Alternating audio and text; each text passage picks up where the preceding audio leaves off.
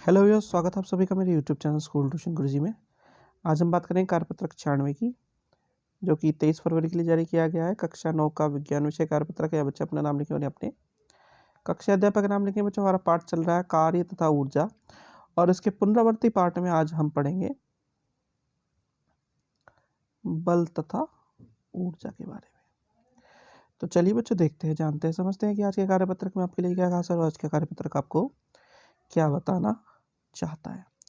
तो बच्चों, यदि एक बल को लगाने पर किसी वस्तु की विराम अवस्था अथवा गति की अवस्था में परिवर्तन हो जाता है तो हम क्या कहते हैं कि बल द्वारा कुछ कार्य हुआ है।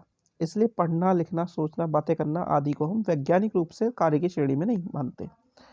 तो अगर हम कहें कि कौन सी वो परिस्थितियां हैं जिनके द्वारा हम कह सकते हैं कि कार्य हुआ है, तो यदि वस्तु पर कोई बल लगा हो और वस्तु विस्थापित हो, अगर ये दोनों चीजें हो रही हैं, यानी दोनों परिस्थितियां पूरी हो रही हैं, तो ही हम कहते हैं कि कार्य हुआ है।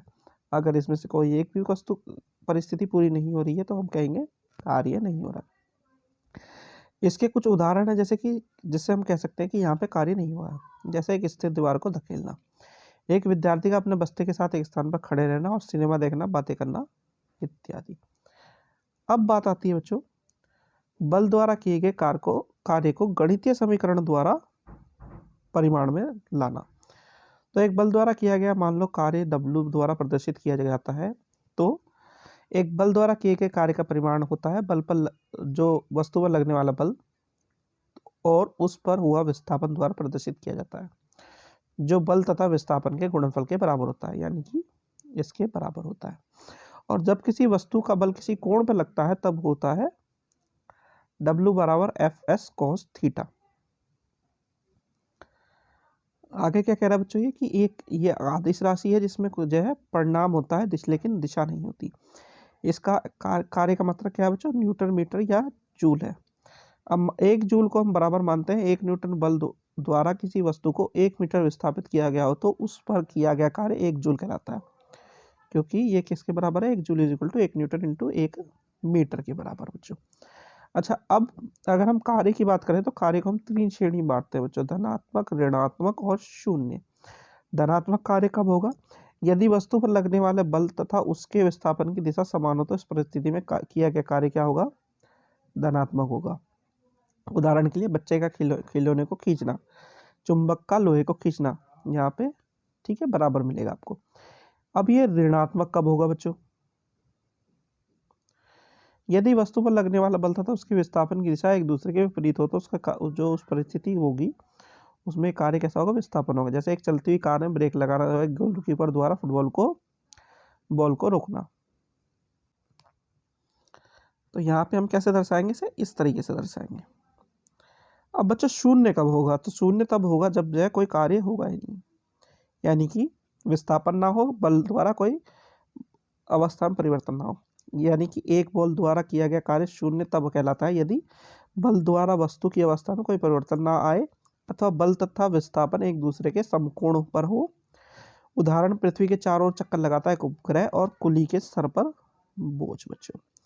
तो बच्चों, ये तो बात हुई आपके कार्यपत्रक की। अब जरा प्रश्न उत्तर देख लेते हैं। आपका पहला प्रश्न है, परिभाषित कीजिए किया गया कार्य। और दूसरा है प्रश्न बच्चों 1 जूल। तो 1 जूल तो ये रहा बच्चों आपका, ठीक है, ये आपका आंसर 1B है बच्चों। और किया गया कार्य कैसे डिफाइन करते हैं बच्चों, ये है बच्चों किया गया कार्य, ठीक है, ये आपका आंसर 1A है बच्चों। चलिए अगला प्रश्न देखते हैं बच्चों। प्रश्न नंबर 2 है, वैज्ञानिक रूप से कार्य होने की परिस्थिति या दिशा बताइए। तो वैज्ञानिक रूप से दो ही परिस्थितियां हैं और दोनों परिस्थितियों के होने पे ही हम कहते हैं कि कोई कार्य हुआ है, वरना कहते थे हम कोई कार्य नहीं हुआ है बच्चों। ये आपका आंसर 2 है बच्चों। चलिए अगला प्रश्न देखते हैं बच्चों। प्रश्न नंबर 3 है आपका, यदि 5 न्यूटन का बल प्रयोग से एक भार को 2 मीटर विस्थापित किया जाता है तो किया गया कार्य की मात्रा ज्ञात कीजिए। तो हमारा फॉर्मूला है W is equal to F गुणा S, ठीक है बच्चों। यहाँ पे F है 5 और S है 2, तो ये आ गया 10 न्यूटन मीटर या 10 जूल बच्चों। ठीक है, ये आपका आंसर है। प्रश्न नंबर 4 देखते हैं। प्रश्न नंबर 4 है, अपने दैनिक जीवन में धनात्मक, ऋणात्मक और शून्य कार्य के उदाहरण दीजिए। तो बच्चों ये सारे के सारे उदाहरण भी हैं और समझाया भी है, ये आपको लिखना है, ये आपका आंसर है इसका। चलिए बच्चों अगला देखते हैं प्रश्न।